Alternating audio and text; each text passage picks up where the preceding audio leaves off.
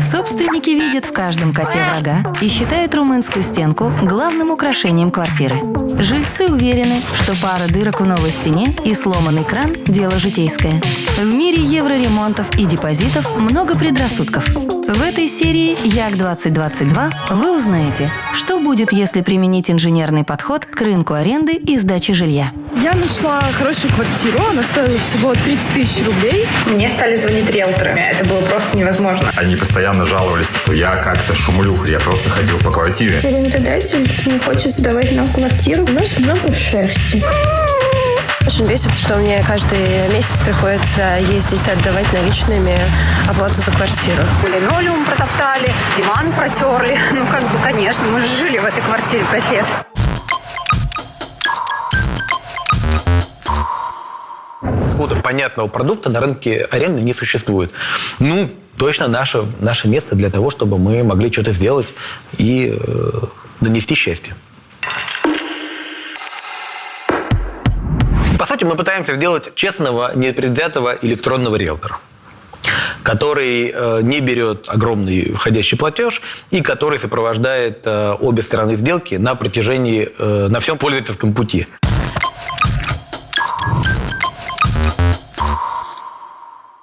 Я прям помню, как мы сидели и рассуждали на тему того, что дальше делать с классифайдом. Не надо ругаться. Classified – это агрегатор объявлений. Все, что делает Classified, он создает, на самом деле, первый контакт между сторонами, так сказать, сделки. То есть вы пришли, разместили объявление, а дальше вам кто-то пишет, звонит, о чем-то с вами разговаривают. Вас одолевают риэлторы, которые хотят вам помочь в вашем нелегком деле по продаже или сдаче квартиры. Не хватало такой айтишной составляющей.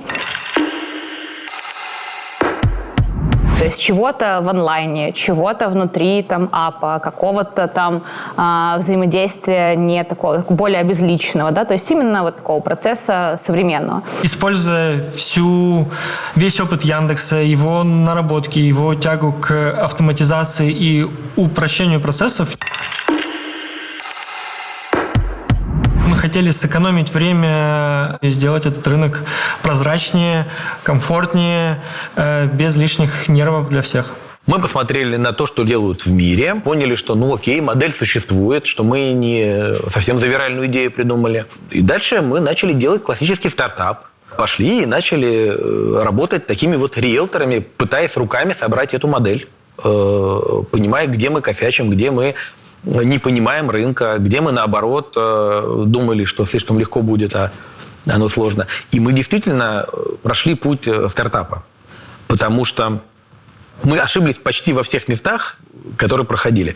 Мы думали, что показывать квартиры – это тяжело, потому что надо иметь много людей в разных районах города, чтобы они как-то еще могли обмениваться ключами, да и сами ключи надо где-то хранить, когда у тебя много квартир, и как-то их менеджерить. Тут оказалось, что это вообще не проблема.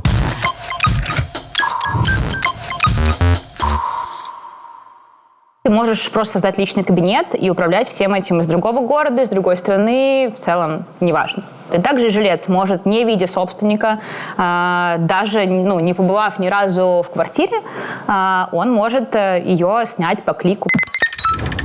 Меня заставили показать вам, как работает Яндекс.Аренда, поэтому сегодня я пытаюсь сдать себе же свою квартиру. Нам нужно оставить заявку на нашем сайте. Вот наш лендос. Тут есть я. Правда, выгляжу не так хорошо, как сейчас, но тем не менее. Так, нам надо зайти в кабинет. Мы нажимаем «Сдать». Ой, тут уже подгрузились мои данные. Логично, мы же из Яндекс.Паспорта это тянем. Окей, адрес Москва, Боровское шоссе. Дальше не буду говорить вслух. Собственно, отправляем заявку. Мне должен позвонить менеджер, рассказать мне все вообще, что он знает про сервис, продать мне его. Конечно, мне хотелось бы сказать, что до 5 минут мы перезвоним. Это всегда круто, когда сервис перезванивает быстро. И он это сделал. Собственно, мне звонит Яндекс.Аренда. Давайте брать трубку. Да, здравствуйте, Анастасия. Это Вадим Сервисян Сарьянда. Вы заявку у нас оставили на сайте. Ага. Квартиру через нас дать, правильно понимаю? Да, все верно. Угу, хорошо. Ну, давайте тогда более подробно сейчас ознакомимся с вами. Мы стараемся сделать процессы все-таки цифровыми и исключать лишнее и бессмысленное какое-то общение, когда нам нужно встретиться просто потому, что нужно встретиться. И для того, чтобы посмотреть 5 квартир, нужно потратить день, если ты их смотришь вживую, и 30 минут, если ты их смотришь с помощью наших туров, фоток и контента. В IT в целом это принято и даже приветствуется, когда ты не сам пишешь несчастный код, а берешь готовые решения и внедряешь его в свою жизнь. И вот, например, мы взяли трехмерные фото, которые почему-то до нас никто не догадывался брать, хотя это очень удобно с точки зрения вот, показать, как устроена квартира. 3D-тур — это такая мини-моделька квартиры, то есть как будто вот есть большой дом, да, а мы снимаем его такую кукольную копию. То есть это реальная съемка на 3D-камеру, которая снимает каждую комнату, и потом монтируется все это в такой обзорную как бы такую штуку, то есть ты прям кликаешь внутри прям Classified, да, можно зайти посмотреть. Анастасия, скажите, если на данном этапе все устраивает, я готов вам предложить встретиться с нашим фотографом, вот это следующий этап. Когда было бы удобно? Ну, давайте сегодня. Так можно? Хорошо. Да, конечно. Давайте на сегодня назначим встречу. Я сейчас точно дам. Ему нужно среди огромного количества календарей разных фотографов, их там порядка 30 человек, найти свободный слот. Смотрите, фотограф вам через час подъедет. Ого, хорошо, давайте. Все, супер. К нам едет фотограф. Но я клянусь вам, это не построенная история. Никто ничего не знает вообще. Ну, короче, это прям классная магия. И классный показатель, наверное, нашего сервиса. Я очень рада.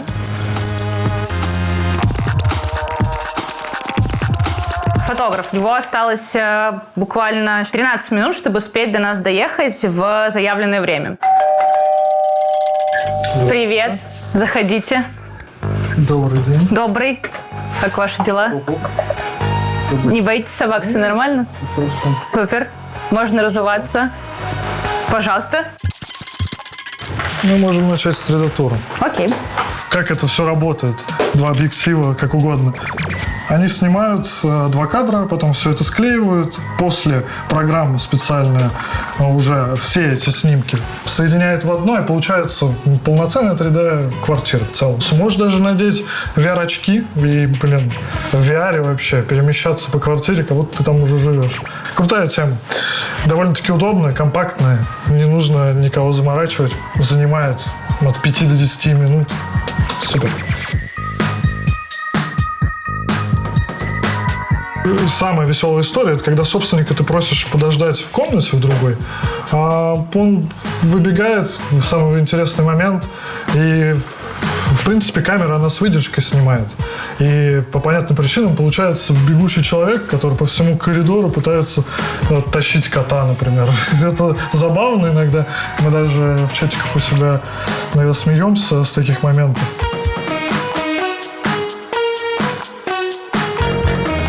Собственник передал мне ключи для фотосъемки квартиры. Во время встречи говорил мне, что я аферист, что я хочу переписать его квартиру на себя. Я захожу туда и вижу разбросанные вещи, радио играет в душевой, везде горит свет.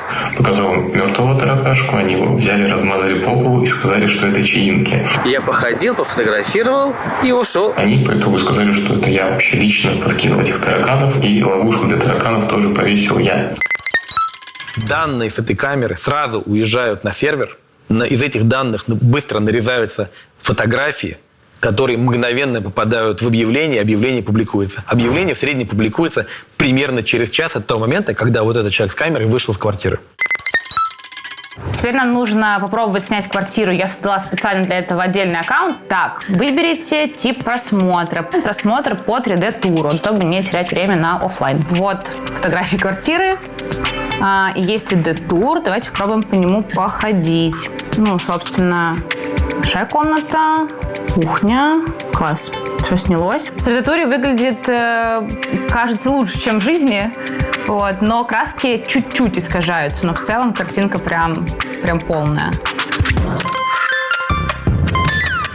Если же мы говорим про какие-то дополнительные инфраструктурные вещи, если садик, вообще тихо ли, зелено, какой воздух, есть достаточно много дополнительной информации на Яндекс.Недвижимости. У вас реально на Classified есть и панорама, по которой ты можешь походить вокруг, и инфраструктура рядом, и там чуть ли не климатические зоны, ну то есть полный контент, да, того, что это за дом, сколько ему лет, какие тут есть другие квартиры.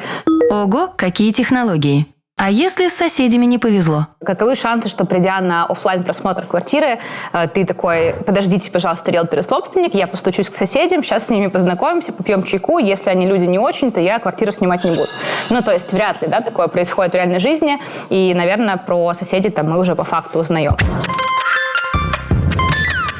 Мы не делаем сервис, который говорит: ребята, только в онлайне, теперь вот все, мы поменяли рынок, вот только так. Конечно, нет, ну, потому что, во-первых, есть запрос у людей на это. Там в районе 70% сейчас у нас онлайн сдаются квартиры, и там около 30% это офлайн. Я сдала 100-ю квартиру в сервисе. У нас был коллапс один раз, я помню, я была на шашлыках в субботу, вот, и, ну, начинает разрываться телефон, в смысле, сообщения в чатах, типа, очень много жильцов, все хотят посмотреть, мы не успеваем показывать.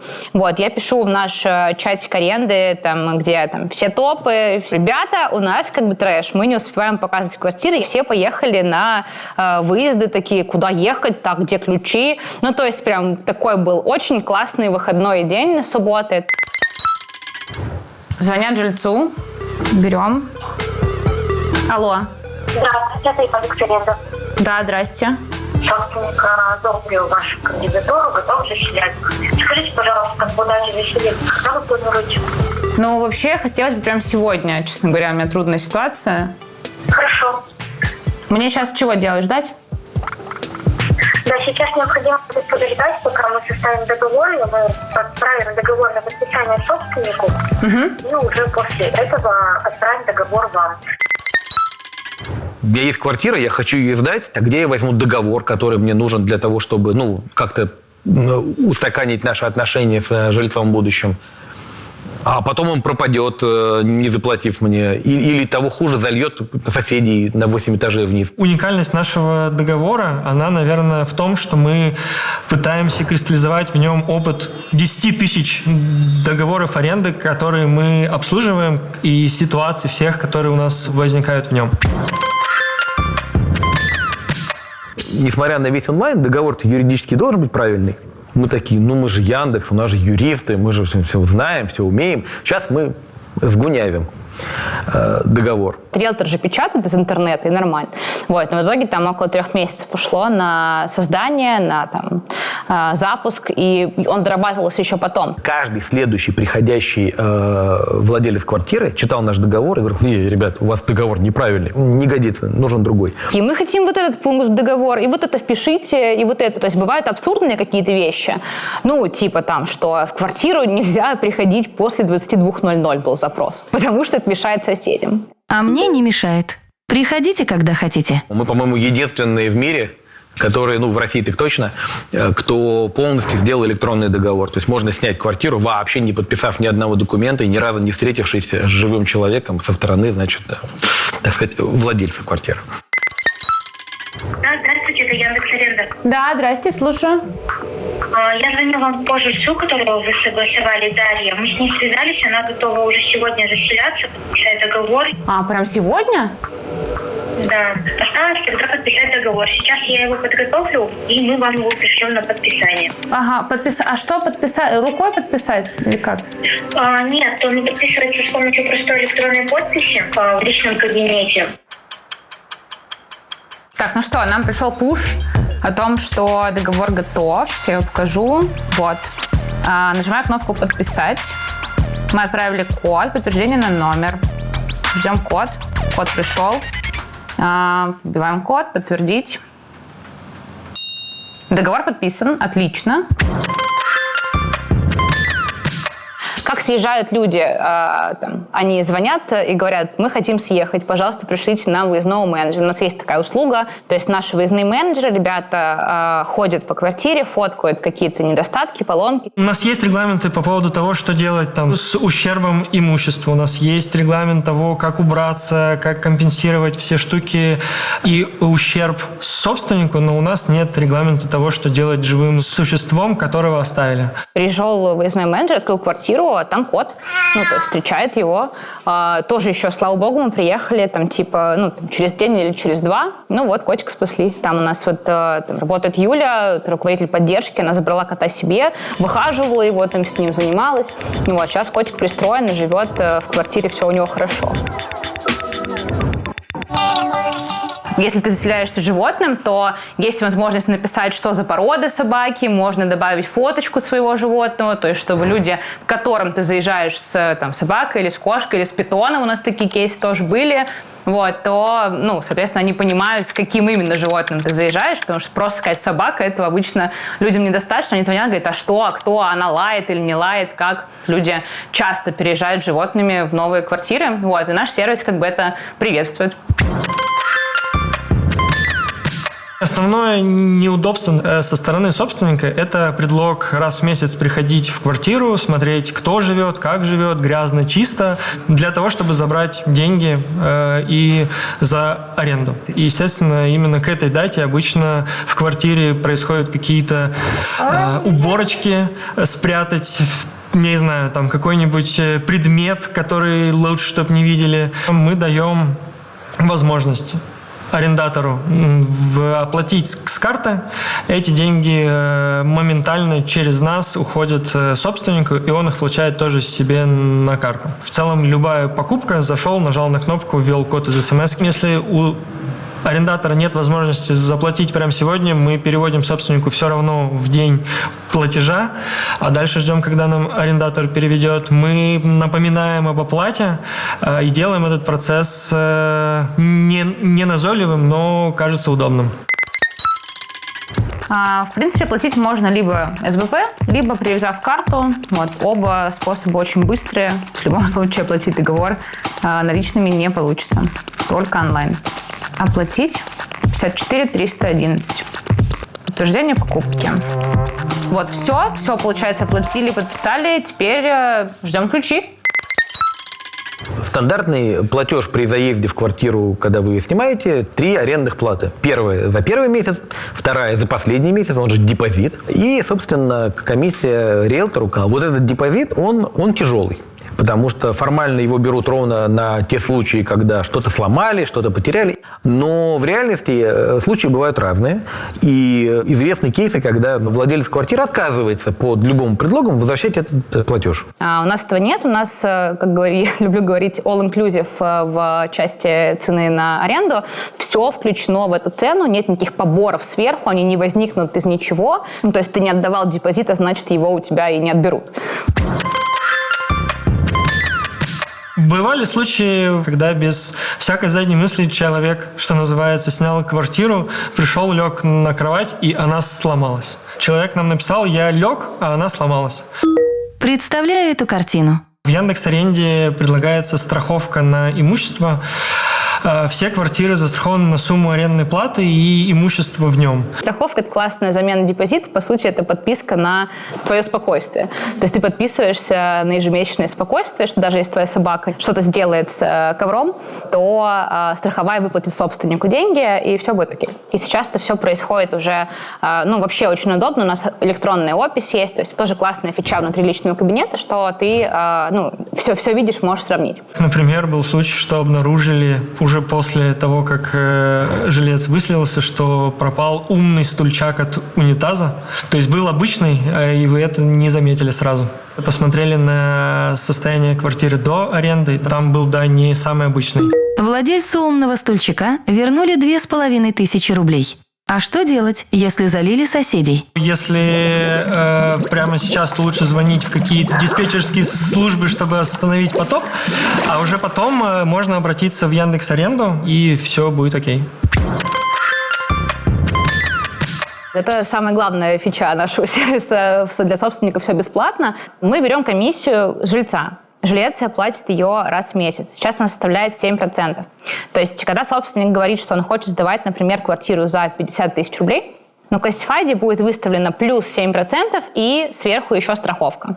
Мы подсвечиваем тоже на Classified, там, допустим, это 53 тысячи, и там написано, в эту стоимость все включено. То есть комиссия сверху единоразовая 0%, депозита нет. В чем вообще наша выгода? Чем дольше жилец живет, тем больше мы получаем. Поэтому наша такая одна из тоже важных метрик, основных целей, чтобы люди жили долго и счастливо, как бы это ни звучало.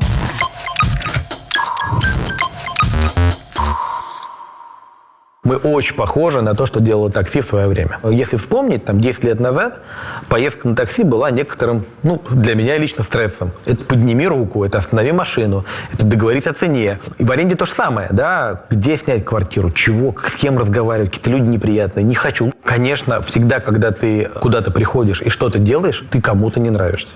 Вначале можно было найти на Ютубе где-то еще в сообществах типа разоблачение Яндекс.Аренды от риэлтора, Максима Петрова. Но там разоблачение такое, типа, а чем вы лучше? Много чем, во-первых.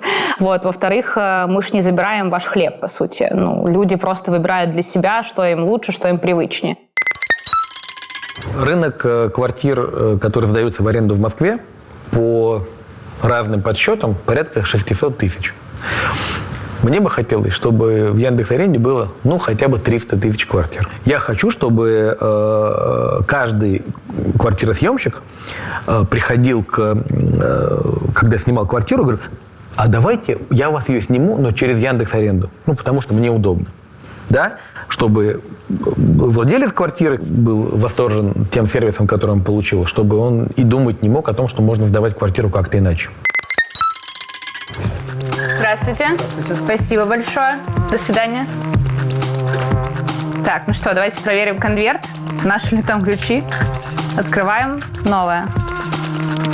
Да, ключи наши с брелком от аренды. Получается, что можно сказать про наш эксперимент? Мы смогли полностью пройти весь цикл, подготовить к сдаче и сдать квартиру. Кажется, кайф.